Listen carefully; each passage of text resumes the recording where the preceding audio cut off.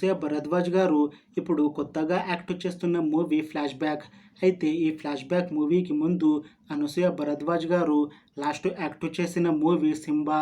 ఈ Simba movie ఈ మధ్య రిలీజ్ అయ్యి మంచి హిట్ అయ్యింది. అయితే ఈ సింబా మూవీ రిలీజ్ తర్వాత కాస్త టైం గ్యాప్ తీసుకొని ఇప్పుడు మళ్ళీ ఈ ఫ్లాష్ బ్యాక్ మూవీతో మన ముందుకు వస్తున్నారు అనసూయ భరద్వాజ్ గారు.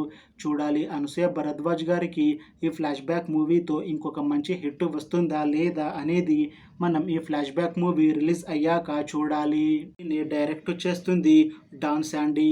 ఇంకా ఈ మూవీకి మ్యూజిక్ డైరెక్టర్ శామ్ సిఎస్. ఇంకా ఈ మూవీని ప్రొడ్యూస్ చేస్తుంది రమేష్ పిపిల్లాయ్.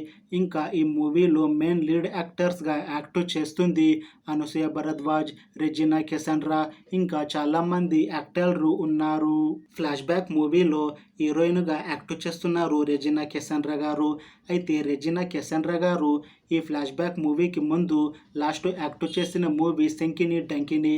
ఈ మూవీ రిలీజ్ అయ్యి 2 years అయిపోయింది. అయితే 2 years టైం గ్యాప్ తీసుకొని ఇప్పుడు మళ్ళీ ఈ ఫ్లాష్ బ్యాక్ మూవీతో మన ముందుకు వస్తున్నారు రెజినా కెసండ్రా గారు.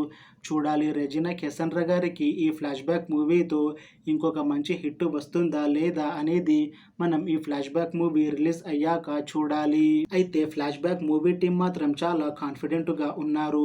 ఈ మధ్య ఒక చిన్న టీజర్ని విడుదల చేశారు మూవీ టీం. అయితే దానికి మంచి రెస్పాన్స్ వచ్చింది.